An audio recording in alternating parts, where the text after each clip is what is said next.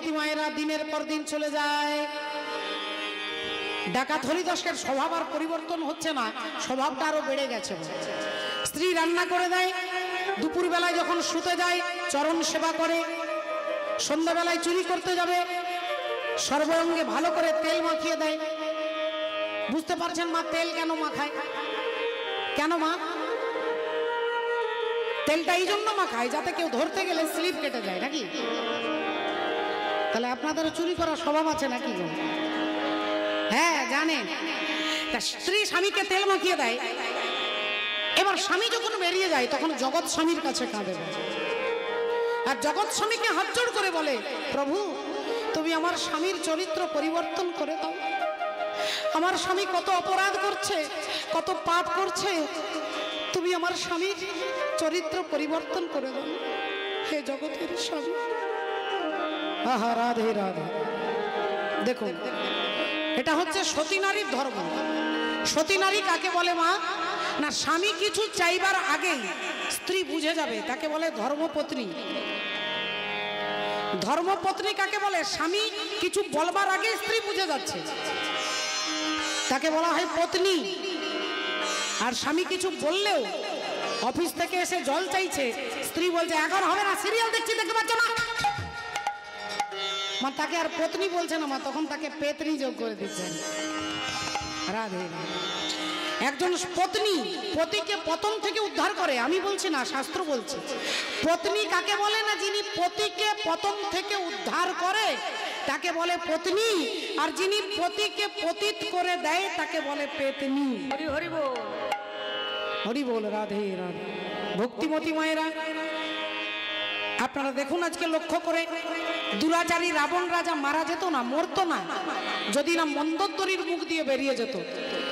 রাবণের মৃত্যুবান মন্দোদরী লুকিয়ে রেখেছিল, এমন একটা গোপন জায়গায় মন্দোদরী লুকিয়ে রেখেছে যে আজ পর্যন্ত কেউ সন্ধান পাচ্ছে না। আর যখন রাম আর রাবণের যুদ্ধ হচ্ছে, রামচন্দ্র মাথা একটা একটা করে কেটে দিচ্ছে, আর একটা নতুন মাথা এসে যোগ হয়ে যাচ্ছে, মাথা কেটে দিচ্ছে, যোগ হয়ে যাচ্ছে। রামচন্দ্র বলছে বিভীষণকে, আচ্ছা বিভীষণ তোমার দাদার কি মাথার কারখানা আছে নাকি? যতবার কেটে দিচ্ছি নতুন মাথা যোগ হয়ে যাচ্ছে, কিছুতেই মরছে না তোমার দাদা। বিভীষণ বললেন, প্রভু তুমি কি জানো না যে আমার দাদার মৃত্যুবান আমার বৌদি মন্দোদরী লুকিয়ে রেখেছে? বলে তাহলে এখন কি হবে? না, ওই বানটা না আনলে, ওই বান দিয়ে যতক্ষণ না মারবে ততক্ষণ দাদা আমার মরবে না। বলে তাহলে মন্দোদরী লুকিয়ে রেখেছে, আজ পর্যন্ত কাউকে বলে না, তা কি করলে তার পেটের কথা বেরোবে? তখন রামচন্দ্র বুদ্ধি করে হনুমানকে ডেকে বলছে, হনুমান এক কাজ করো, তুমি পারবে, তুমি পারবে এই অসাধ্য সাধন করতে, তুমি যাও মন্দোদরীর কাছ থেকে মৃত্যুবানটাকে আনতে হবে। হনুমান বললেন, প্রভু তুমি যদি আশীর্বাদ করো নিশ্চয়ই পারবো। এইবার হনুমান কি করলেন? এক ব্রাহ্মণ সেজেছে, বল ব্রাহ্মণ সেজেছে, রাধে রাধে। আর ব্রাহ্মণ সেজে, গণক ব্রাহ্মণ মানে যারা গণনা করে আর জ্যোতিষ শাস্ত্র আলোচনা করেন, সেই গণক ব্রাহ্মণ সেজে হনুমান যাচ্ছেন সোজা, রাধে রাধে। তা তিনি চলে যাচ্ছেন যে সময় রাবণ ঘরে নেই, সেই সময় রাবণের বাড়ি লঙ্কাতে যাচ্ছেন। আমরা একবার সবাই মিলে বলবো, সবাই মিলে বলবো, প্রভু রামচন্দ্র কি, প্রভু রামচন্দ্র কি, প্রভু রামচন্দ্র কি, আলাখ নিরঞ্জন। রাবণের দরজার বাইরে দাঁড়িয়ে হনুমান চিৎকার করছে, আলাখ নিরঞ্জন। ভক্তিমতী মায়েরা, তা সেই সময় মন্দোদরী বাইরে বেরিয়ে এসেছে, অমনি একজন ব্রাহ্মণকে দেখতে পেয়ে প্রণাম করে বলছে, আসুন বাবা, আসুন আসুন আসুন। হনুমান তখন বলে উঠলো, মা তোমার কপাল দেখে বুঝতে পারছি তুমি ভীষণ চিন্তায় আছো, ভীষণ চিন্তাতে আছো, কি হয়েছে তোমার?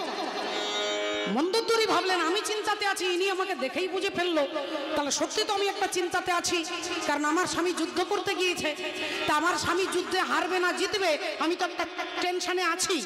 ইনি যখন আমাকে দেখেই বলতে পেরেছে, তাহলে নিশ্চয়ই ইনি বলতে পারবে যে আমার স্বামী জিতবে না হারবে।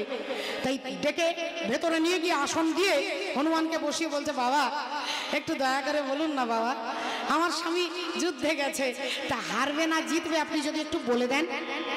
হনুমান তখন বলছে, মা আমি তো এমনি কথা মুখে বলবো না, একটা পেন্সিল দাও আমি লিখে দিচ্ছি। তা মন্দোদরী একটা খড়ি মাটি এনে হনুমানের হাতে দিয়েছে। আর হনুমান চিন্তা করছে যে আমি যদি বলি যুদ্ধে রামচন্দ্র জিতবে, তাহলে রাবণের মৃত্যুবাণটা খুঁজে পাওয়া যাবে না। আর যদি বলি রাবণ জিতবে, তাহলে মিথ্যে কথা বলা হয়ে যাবে। তাহলে আমি মিথ্যেও বলবো না, আর সত্যিও বলবো না। ওই মাটিটা নিয়ে কি লিখলেন না, শুধু রয়ে আকার লিখেছে মা,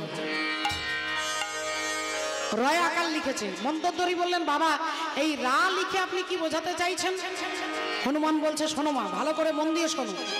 ও যে রা অক্ষর হয় যার নামে রাধি বর্ণে, রা অক্ষর হয় যার নামে রাধি বর্ণে, রা অক্ষর হয় যার নামে রাধি বর্ণে। ও মা, যার নামের প্রথম অক্ষর হবে রা, ও যে সেই জন জয়ী হবে আজিকার রণে, সেই জন জয়ী হবে আজিকার রণে, সেই জন জয়ী হবে আজিকার রণে। যার নামের প্রথম অক্ষর রা হবে সেই আজকের যুদ্ধে জয়লাভ করবে। মন্তদ্বরী আর এত ভেতরে গেলেন না, ভাবলেন আমার স্বামীর নাম রাবণ, তাহলে আমার স্বামীর নামের প্রথম অক্ষর হচ্ছে রা, তাহলে আমার স্বামী জিতবে। আর এই আনন্দে কি করেছে, মুখ দিয়ে বেরিয়ে গেছে, বাবা আপনি ঠিকই অঙ্ক কষেছেন, আমার স্বামী হারবে কি করে, আমার স্বামীর মৃত্যুবাণ তো আমি লুকিয়ে রেখেছি।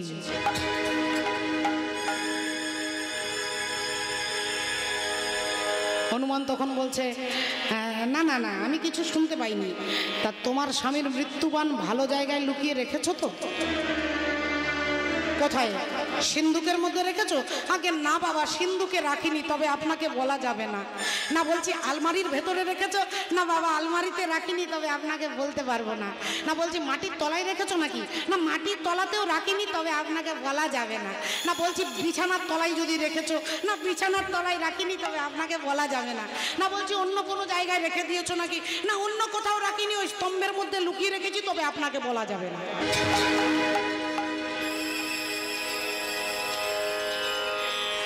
বলে ঠাকুর ঘরে কে? আমি তো কলা খাইনি। বলে ওই স্তম্ভের মধ্যে লুকিয়ে রেখেছি, তবে আপনাকে বলা যাবে না। আর যেই বলা হয়ে গেছে অমনি মন্তদ্বরী বলছে, বাবা আপনি শুনেছেন আর এই আমি জানি, আমি আর আপনি ছাড়া কেউ জানে না। তা বাবা দয়া করে আমাকে কথা দেন যে আপনি ওদের দলে ওই মুখ পোড়া হনুমান আছে না, দয়া করে ওকে বলবেন না। হনুমান বলছে, আমি 100% গ্যারান্টি দিচ্ছি, সবাইকে বলবো, হনুমানকে বলবো না। তোমার কোনো চিন্তা নেই মা, যাও, কাল থেকে একাদশী করে এসেছি, তুমি একটু কিছু সেবার ব্যবস্থা করো। যেই মন্তদ্বরী সেবা ফলমূল আনতে গেছে, অমনি হনুমান বীর মূর্তি ধারণ করে অতুলিত বলধামা অঞ্জনি পুত্র পবন সুত নামা মহাবীর বিক্রম বজরঙ্গী কুমতি নিবার সুমতি কে সঙ্গী, ভয়ঙ্কর রুদ্রমূর্তি ধারণ করে যেই স্তম্ভটাকে একটা লাথি মেরে, আর অমনি রাবণের মৃত্যুবাণটা পেয়েছে, হাতে নিয়েছে। আর হাতে নিয়ে যাই বেরোতে যাবে, অমনি মন্তদ্বরী থালাই করে ফল নিয়ে আসছে। এসেই দেখছে স্বামীর মৃত্যুবাণ তার হাতে। বললেন, কে তুমি? না আমি হনুমান। তুমি রাম ভক্ত হনুমান হয়ে আমার সঙ্গে বেইমানি করলে? বললেন, মা বেইমানি তো আমরা করিনি মা, আপনার স্বামী রাবণ আমার মা সীতা দেবীকে ব্রাহ্মণ রূপ ধারণ করে ভিক্ষা করতে গিয়ে বেইমানি করে হরণ করে নিয়ে এসেছে মা। বলেন, আমি তোমার জন্য ফল এনেছি, তুমি আমার স্বামীর মৃত্যুবাণ ফিরিয়ে দাও। বললেন, মা যে ফল এনেছো ওই ফলে তোমার কর্মফল নষ্ট হবে না মা, ওই ফলে তোমার স্বামীর কর্মফল নষ্ট করতে পারবে না। সেই মৃত্যুবাণ এনে রামচন্দ্রের হাতে দিলেন। আর রাবণকে যখন মারবে, তখন রাবণ দূরে দাঁড়িয়েছে, রামচন্দ্র ধনুর্বাণ হাতে নিয়ে বলছে, ওরে দুষ্টু দুরাচারী, তোকে আমি মারবো, তুই মরে যাবি, তাই মরবার আগে বল তোর শেষ ইচ্ছা কি, বল তোর শেষ ইচ্ছা কি। রাবণ তখন হাত জোড় করে বলছে, হে প্রভু রাম, আমি জানি, আমি অনন্তকালের জন্য জানি তুমি ভগবান, তুমি ঈশ্বর, তুমি অবিনশ্বর, তুমি অনন্ত, তুমি বিভু, তুমি বিরাট। প্রভু আমি জানি তুমি ভগবান, কিন্তু আজকে যখন মরণকালে কিছু দিতে চাইছো, আমি তোমার কাছে করজোড়ে অনুরোধ করে বলি, আমাকে একটা শুধু সুযোগ দাও, আমি আমার ভাই বিভীষণকে প্রণাম করতে চাই। রামচন্দ্র বললেন, যে তোমার থেকে বয়সে ছোট তাকে তুমি প্রণাম করবে, আর আমি তোমার কাছে দাঁড়িয়ে আছি, তুমি আমাকে প্রণাম করবে না, বিভীষণকে প্রণাম করবে কেন? না বিভীষণ হচ্ছে আমার পারের কাণ্ডারি, আমার অনেক দিনের ইচ্ছে ছিল আমি তোমার হাতে মরব, কিন্তু আমার কর্ম আমাকে সাহায্য করেনি, আমি অত্যাচারী, আমি পাপাচারী, আমি কামাচারী, আমি দুরাচারী। তাই আজ বিভীষণ কৃপা করে তোমাকে আমার মৃত্যুবাণের কথা সন্ধান দিয়েছে। তাই যে কৃপা করেছে তোমার চরণ পাওয়ার, আমি দূর থেকে বিভীষণকে প্রণাম করি। আমি বিভীষণকে প্রণাম করি, বিভীষণকে প্রণাম করি, যার কৃপায় আমি তোমায় পেলাম, সেই বিভীষণকে প্রণাম করি। কৃতজ্ঞতা, যার কারণে আমি তোমাকে পেলাম, আমি তাকে যাবার কালে প্রণাম করে যাই। এই কৃতজ্ঞ রাবণ শিক্ষা দিচ্ছেন। রাবণ তো অভিনয় করছেন, শত্রুতার অভিনয় করছেন। আমরা সিনেমা জগতে দেখি শক্তি কাপুর, অমরেশ পুরী, তারা অভিনয় করে, আসলে তো দুরাচারী নয়, রাবণও নয়, অভিনয় করে দেখাচ্ছেন। কিন্তু তার মধ্যে কতটা বিবেক জাগ্রত যে তিনি বলছেন যে যে আমাকে কৃপা করে তোমার চরণ পাইয়ে দিল, আমি মরণকালে তাকে একবার প্রণাম করে যাই। এই ধর্মের পথে ভগবানকে পেতে গেলে আগে এই কৃতজ্ঞতাটা দরকার। এই কৃতজ্ঞতা থাকলে কি হবে না, ভগবান অন্তিমকালে তিনি কৃপা করবেন বলে। আর অকৃতজ্ঞ হলে ভগবান আগেই বলে দিয়েছেন যে যতদিন চন্দ্র সূর্য থাকবে ততদিন তাকে নরক যন্ত্রণা ভোগ করতে হবে। হরি হরি বল। তাই মা, আজকে দেখুন তো স্ত্রী কি করে না, তিনি ভগবানের কাছে কাঁদে আর বলে, ঠাকুর আমার স্বামীর চরিত্র পরিবর্তন করে দিন। পরিবর্তন করে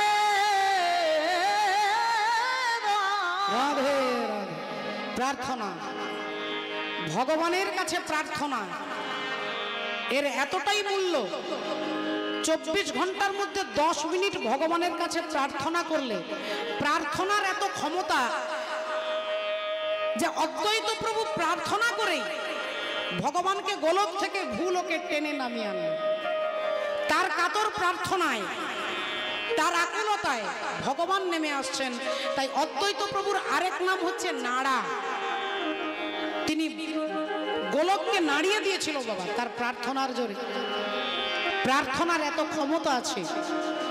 তাই যদি আপনারা আপনাদের ঘরে 10 মিনিট ভগবানকে বলেন, আপনার সমস্ত অশুভ শক্তি ধীরে ধীরে একটু একটু করে পরিবর্তন আসবে। হরি হরি বল। রাধে, তোমার চরণের প্রতি যে বিশ্বাস, এই সংসারের ঘাত প্রতিঘাতে, আত্মীয় পরিজনের চরিত্র দেখে, সংসারের দুরবস্থা দেখে তোমার প্রতি যে আমার বিশ্বাস, এই বিশ্বাস যেন ভেঙে না যায়। এ শক্তি কে দেবে না, এই শক্তি তুমি কৃপা করে দেবে। তুমি কৃপা করে এই শক্তি দিও যে তোমার চরণের প্রতি আমার অটুট বিশ্বাস যেন সারা জীবন থাকে। হরি হরি বল। তা সেই বিশ্বাস থেকে স্ত্রী কাঁদে। আর স্বামী যখন ভোরবেলায় চলে আসে, এবার স্বামী রান্না করে দেয়, কাপড় কেচে দেয়, থালা বাসন মাজে, ঝাড়ু দেয়, স্বামীরও সেবা করে, আবার জগৎ স্বামীরও সেবা করে। অত্যাচার দিনের পর দিন বেড়ে যাচ্ছে। গ্রামবাসী ভাবলো আজ 3 বছর বিয়ে হয়ে গেল, ডাকাত হরিদাসের তো চরিত্র পরিবর্তন হচ্ছে না। আর একদিন ঘটনাচক্রে মাধবী কি করছে না, স্বামী কাপড়ের মধ্যে কাদা লেগে থাকে, রক্ত লেগে থাকে, কাউকে আঘাত করে, কাউকে চোট, রক্ত বেরিয়ে যায়, পাঁচিল ডিংতে ডিংতে। তা এই যে কাপড়গুলো নোংরা হয়ে গেছে, এই কাপড়গুলো নিয়ে গেছে পুকুর ঘাটে। এখন পুকুর ঘাটে একটা ঘাটে সে বসে কাপড় কাচ্ছে, আর ঠিক তার পাশের ঘাটে দুজন দিদি নিজেদের মধ্যে কথা বলছে। আর আপনারা বুঝতেই পারছেন যে মায়েরা যখন আগেকার দিনে পুকুর ঘাটে যেত মা, তখন সমস্ত ঘরের কথাই পুকুর ঘাটে গিয়ে বেরিয়ে যেত। এমনিতেই মায়েদের পেটে কথা থাকে না। দেবর্ষি নারদের অভিশাপ আছে যে কোনো নারী তার পেটে কথা রাখতে পারবে না। আর কথা যদি বা রাখতে পারে, কিন্তু ওই ঘাটে গেলে সব গড়গড় করে বেরিয়ে যাবে।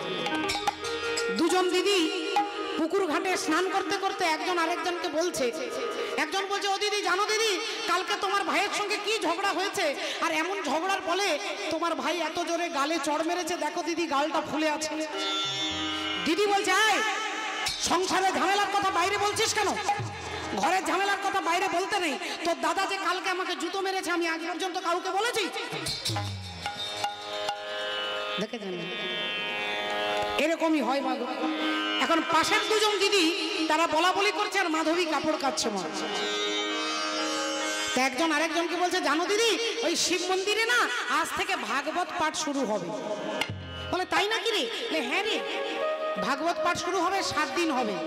আজ থেকে শুরু হবে, 7 দিন হবে। কি আনন্দ হবে, কতদিন পরে ভাগবত শুনবো। তারা বলা বলি করছে আর কথাটা মাধবীর কানে এসেছে। মাধবী ভাবছে, আজ 3 বছর আমি ভাগবত কীর্তন শুনিনি, আজকে যখন গ্রামেই হচ্ছে তাহলে স্বামীর কাছে আদেশ নিয়ে আমি সন্ধ্যাবেলায় ভাগবত শুনতে যাব।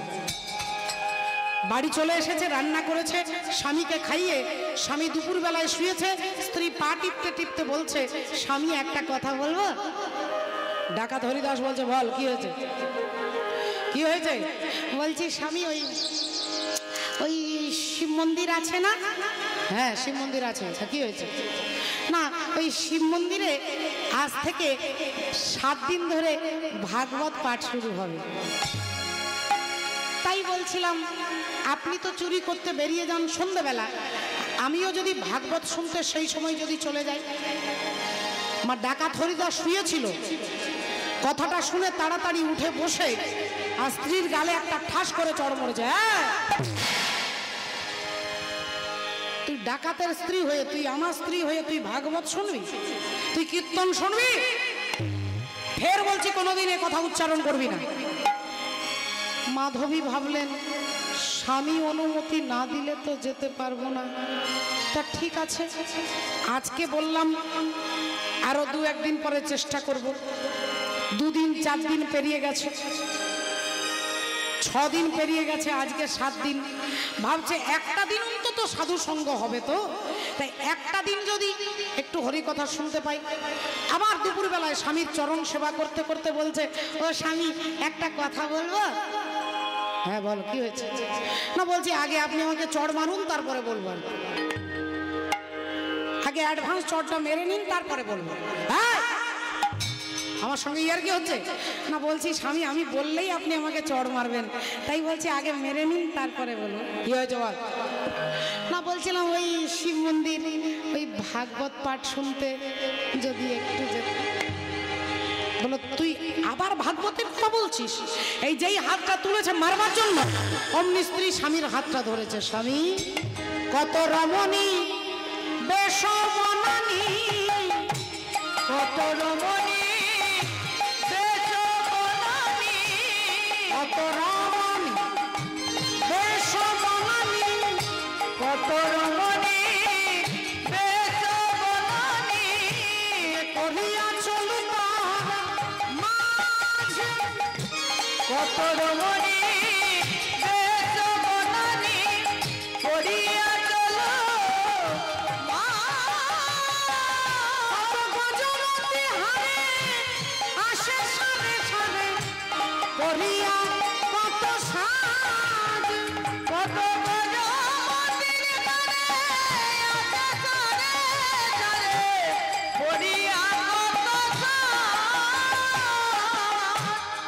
কথাটা কি বলছি স্বামী, আগে আমার কথাটা শুনুন।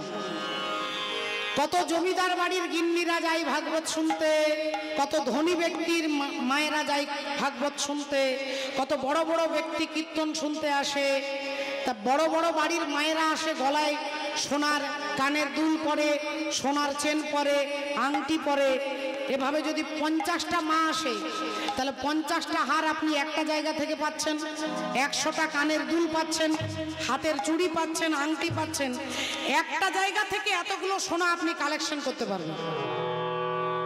তাহলে ভাগবত পাঠ শুনতে শুধু আমি যাব না, আমার সঙ্গে আপনাকেও যেতে হবে। ডাকাত হরিদাস মনে মনে ভাবলো, তাই তো, ঘরে ঘরে ঘিরিয়ে চুরি করি, চুরি করা সোনাগুলো অনেক সময় সোনা থাকে না, সিটি গোল্ড বেরিয়ে যায়। তাহলে শিব মন্দিরে যারা ভাগবত পাঠ শুনতে আসবে, তারা তো সবাই গয়না পরে আসে, বড় বড় বাড়ির বউয়েরা আসে।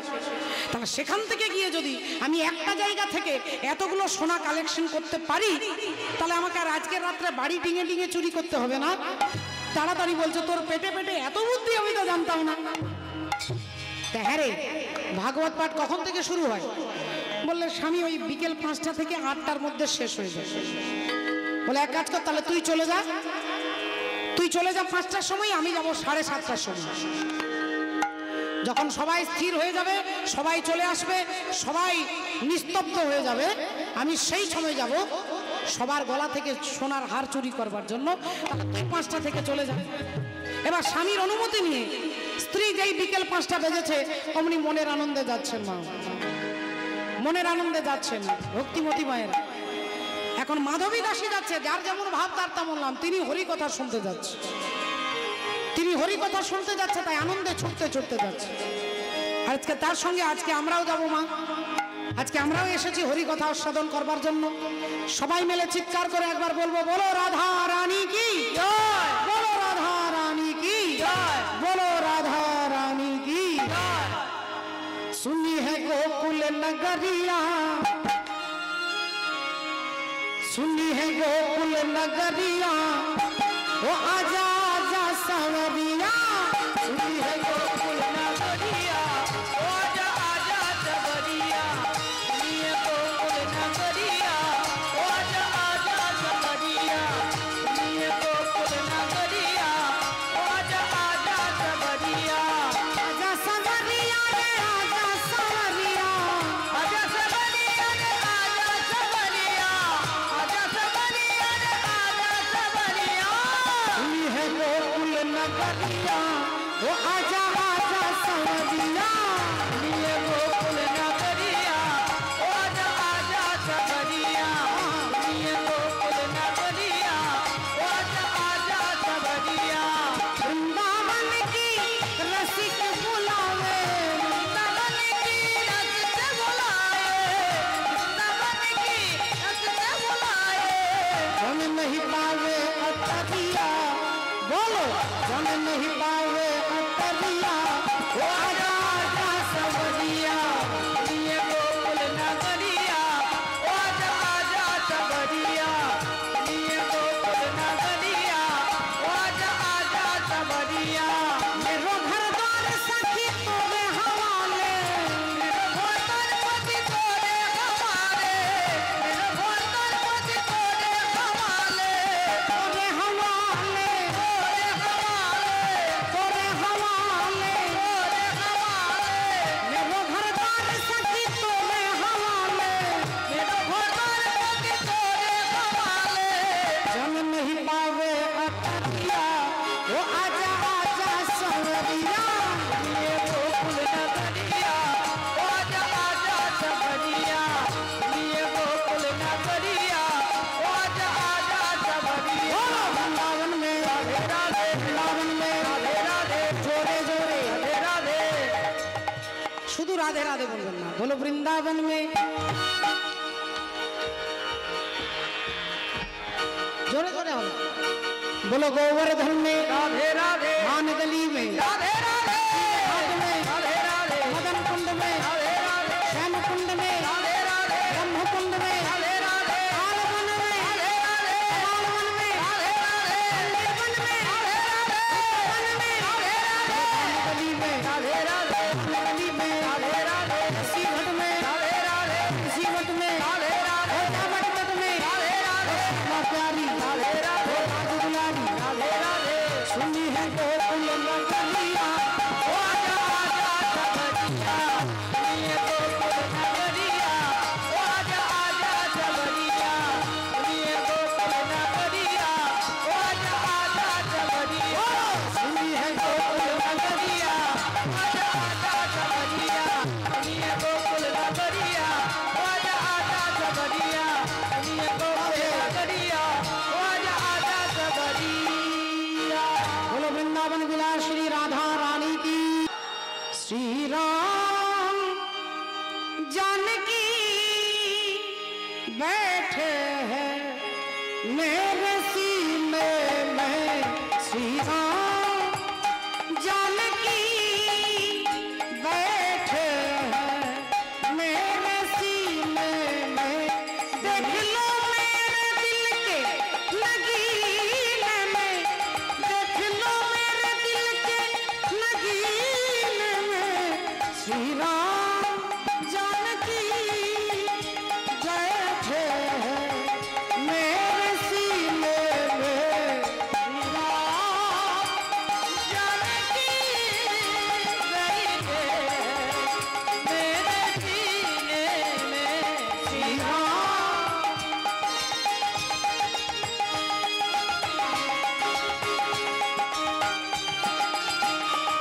मुझको कीर्ति ना वैभव ना जस चाहिए, राम के नाम का मुझको रस चाहिए।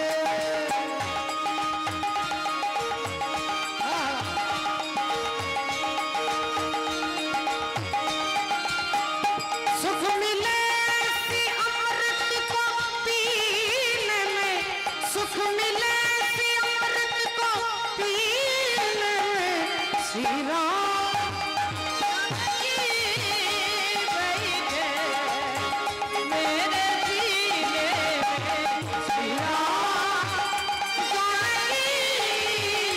बैठे मेरे सीने में। কত সুন্দর কথা বলছেন।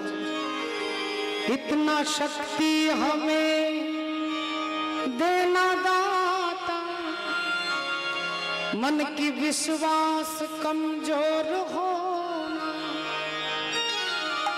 हम चले के रास्ते पे हम तो भूल कर भी कोई भूल होना। राधे राधे। इतना शक्ति हमें देना दाता, मन की विश्वास कमजोर होना, हम चले रास्ते पे हम तो भूल कर भी कोई भूल होना।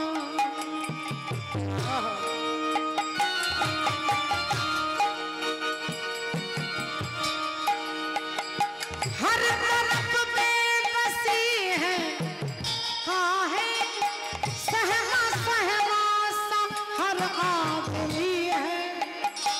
हर तरफ बेबसी है, लाची है सहमा सहमा सा हर आदमी है।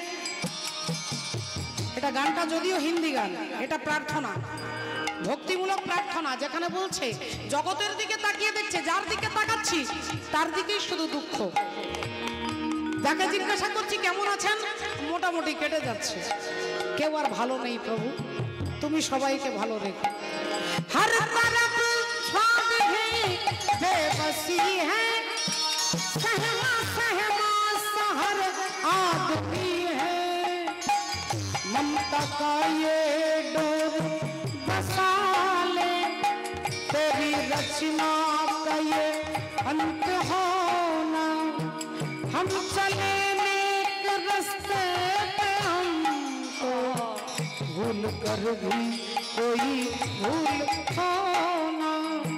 इतना शक्ति हमें देना दाता, मन की विश्वास कमजोर होना, हम चले नेक रास्ते पे हमको भूल कर भी कोई भूल होना। इतना शक्ति हमें देना दाता, मन का विश्वास कमजोर हो